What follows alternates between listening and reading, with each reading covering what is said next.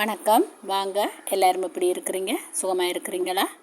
அடுப்பில் என்ன இருக்குன்னு தான் யோசிக்கிறீங்க. அடுப்பில் கேக் இருக்குது. கேக்கண்டா பட்டர் தேவையில்லை, முட்டை தேவையில்லை, அவன் தேவையில்லை. நாங்கள் நினைச்ச உடனே செலவே இல்லாமல் வீட்டில் பிள்ளைகளுக்கு செய்து கொடுக்கக்கூடிய மாதிரி கேக் கொண்டு தான் இன்றைக்கி செய்ய போகிறேன். வாங்க எப்படி செய்கிறதுன்னு பார்ப்போம். நான் இதில் 1/2 கிலோ பூசணிக்காய் எடுத்துருக்கிறேன். நல்ல மஞ்சள் நிறமாக இருக்கிற பூசணிக்காய் எடுத்துக்கொள்ளுங்க. பூசணிக்காயை கொஞ்சம் பெரிய துண்டுகளாக வெட்டி கொள்ளுவோம். வெட்டின பூசணிக்காயை துப்புரவாக்கிட்டு கழுவி எடுத்துக்கொள்ளுவோம். கழுவின பூசணிக்காய் துண்டுகளை 2ஆக பிளந்து கொள்ளுவோம்.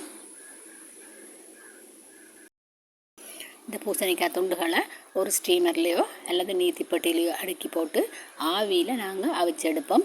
ஒரு 15 நிமிஷம் அவிஞ்சால் காணும். தண்ணியில் அவிக்கக்கூடாது.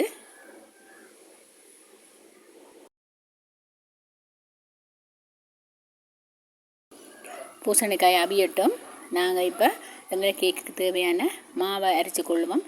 இதில் நான் 2 கப் மாவு போடுறேன். ஒரு கப்பில் 160 கிராம், மொத்தம் நான் 320 கிராம் எடுத்துருக்கிறேன். அதோட பேக்கிங் பவுடர் போட்டுக்கொள்ளுவோம். நான் இதில் 2 டீஸ்பூன் பேக்கிங் பவுடர் போடுறேன். இந்த மாவையும் பேக்கிங் பவுடரையும் நாங்கள் நல்லா 2-3 தரம் அரித்து எடுத்துக்கொள்ளுவோம். அரித்த மாவை ஒரு பக்கம் அப்படியே மூடி வச்சு கொள்ளுவோம். பூசணிக்காய் அவிஞ்சிட்டுது. சரியான சூடாக இருக்குது. நீங்கள் ஒரு கத்தியால் அமர்த்தி பார்த்தீங்களாண்டா தெரியும். இது கொஞ்சம் ஆறட்டும். ஆறினத்துக்கு பிறகு நாங்கள் இதில் இருக்கிற சதையை மட்டும் ஒரு கரண்டியால் வலித்து எடுத்துக்கொள்ளுவோம். பூசணிக்காய் எல்லாம் வலித்து எடுத்துட்டோம். இப்போ நாங்கள் ஒரு விஸ்கால் நல்லா வடிவாக அதை மசிச்சு விடுவோம். மிக்சியில் போட்டு அடிக்கக்கூடாது. அடித்தா எங்களோட கேக் மேலே எழும்பி வராது. அவனில் செய்கிறதாக இருந்தால் நீங்கள் மிக்சியில் அடிச்சுட்டு போடலாம். இப்போ பூசணிக்காய் எல்லாம் நல்லா மசிச்சிட்டேன். ஒரு சின்ன துண்டுகள் கூட இல்லாமல் நல்ல க்ரீமியாக நான் இதை கலந்து எடுத்துக்கொண்டேன். இப்போ நாங்கள் இதில் சீனி சேர்த்துக்கொள்ளுவோம்.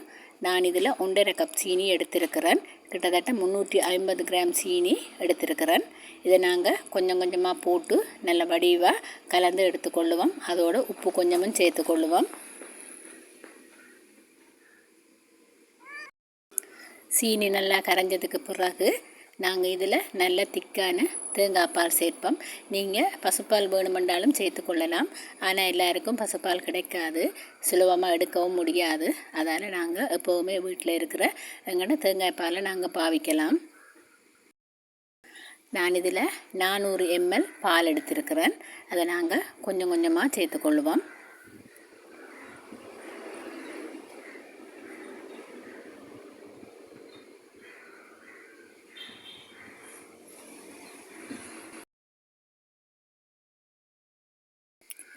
அதோடு நாங்கள் அரைச்சி வச்சுருக்கிற மாவையும் கொஞ்சம் கொஞ்சமாக சேர்த்துக்கொள்ளுவோம்.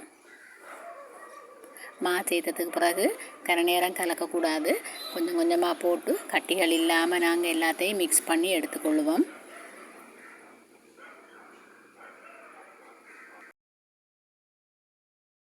நாங்கள் நினைச்ச உடனே இந்த கேக்கை செய்யலாம். பெருசாக செலவும் போகாது. அதே நேரம் முட்டை சாப்பிடாத ஆட்களும் இதை விரும்பி சாப்பிடலாம். எல்லாம் நாங்கள் கலந்துட்டோம். இப்போ இதில் நாங்கள் வெனிலா எசன்ஸ் விட்டுக்கொள்வோம். நான் 2 தேக்கரண்டி வெனிலா எசன்ஸ் விட்டுக்கொள்கிறேன். வெனிலா எசன்ஸை விட்டு நல்ல வடிவாக நாங்கள் ஒருக்கா கலந்து விடுவோம்.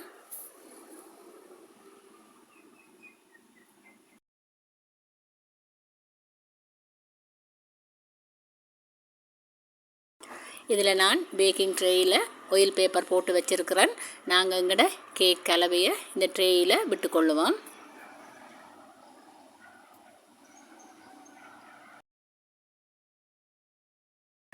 கேக் ட்ரே ஒருக்கா நல்ல வடிவாக சமனான இடத்துல வச்சு தட்டி விட்டுட்டு ஒரு 10 நிமிஷம் செட் ஆகும் வரையும் வச்சு போட்டு நாங்கள் அதுக்கு பிறகு இதை தூக்கி அடுப்பில் வைப்போம். பெரிய தாச்சியில் மணல் போட்டு நான் ஒரு 1/2 மணி நேரத்துக்கு முதலே அடுப்பை மூட்டி விட்டுட்டேன். மணல் நல்லா சூடாக இருக்குது. இப்போ நாங்கள் இதுக்கு மேலே எங்களோட கேக் ட்ரேயை வச்சுருவோம்.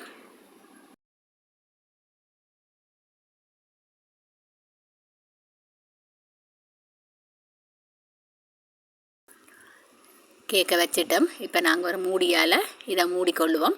ஒரு 25 நிமிஷம் வரையும் நாங்கள் திறக்கக்கூடாது. 25 நிமிஷத்துக்கு பிறகு நான் உங்களுக்கு காட்டுறேன். பூசணிக்காய் நல்ல ஆரோக்கியமான ஒரு உணவு. பூசணிக்காய் சாப்பிடாத பிள்ளைகளுக்கு நீங்கள் இப்படி செய்து கொடுங்க.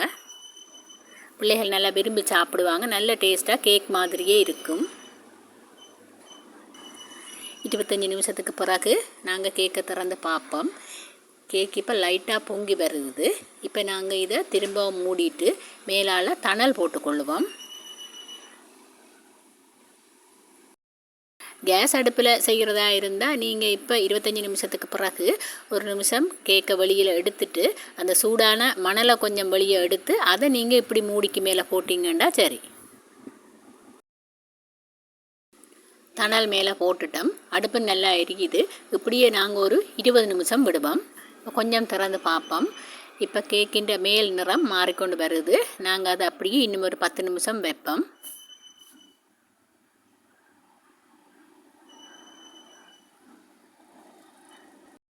நெருப்பில் வேலை செய்யக்குள்ள கவனம், கையில் சுட்டு கொள்ளாமல் பார்த்துக்கொள்ளுங்க. தாச்சின்ற விளிம்புகளில் கைப்படாமல் பார்த்துக்கொள்ளுங்க. இப்போ எங்களோட கேக் தயாராகிட்டுது. நாங்கள் இப்போ இதை இறக்கி கொள்ளுவோம். ஒரு டூத் பிக் வச்சு குத்தி பார்த்தீங்கன்னு சொன்னால் ஒட்டாமல் வர வேணும். இப்போ நாங்கள் டூத் பிக்கால் குத்தி பார்ப்போம். கையில் ஒட்டாமல் வந்ததுண்டா சரி. ஒட்டையில் கேக் அவிஞ்சிட்டுது. நாங்கள் இறக்குவோம்.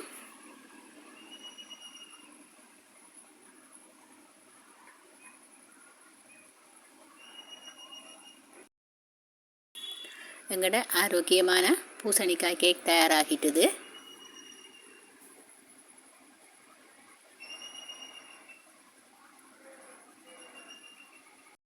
கேக்கை நாங்கள் மற்ற பழம் திருப்பிட்டு ஆயில் பேப்பரை கலட்டி எடுத்துக்கொள்வோம். நாங்கள் இதில் கொஞ்சம் கூட எண்ணெய் விட இல்லை. ஆனாலும் பேப்பர் நல்லா ஸ்மூத்தாக கலண்டு வருகுது.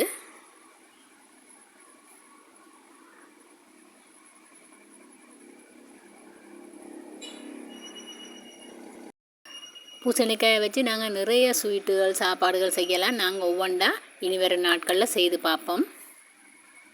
இப்போ நாங்கள் கேக்கை வெட்டி கொள்வோம்.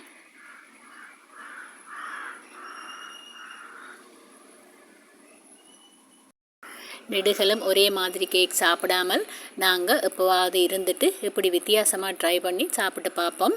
பிள்ளைகளுக்கும் சொல்லிக் கொடுப்போம். நல்ல ஆரோக்கியமாக செய்து சாப்பிட பழகுவாங்க. நாங்கள் மில்க் மெய்ட் போட்டு செய்கிற மரக்கறி கேக் மாதிரி இந்த கேக் அதே சுவையோடு அப்படியே வந்திருக்கு. இந்த கேக்கை நல்ல வடிவாக 1 மணித்தியாலம் 2 மணித்தியாலம் ஆற விடுங்க. அப்போ தான் அதில் இருக்கிற பிசுபிசுப்பு தன்மை இல்லாமல் இருக்கும். ஏன்னா நாங்கள் எண்ணெய் எதுவுமே சேர்க்கையில் அதால் லைட்டாக அந்த ஒட்டுற தன்மை இருக்கும். அது ஆறுனதுக்கு பிறகு சரியாகிடும். கேக் நல்லா சாஃப்டாக வந்திருக்கு. அம்மத்தி பார்க்கவே தெரியுது. கேக் பிடிச்சிருந்தால் லைக் பண்ணுங்கள், கமெண்ட் பண்ணுங்கள். கிளிநொச்சி கிச்சனுக்கு சப்ஸ்கிரைப் பண்ணுங்கள். நன்றி, வணக்கம்.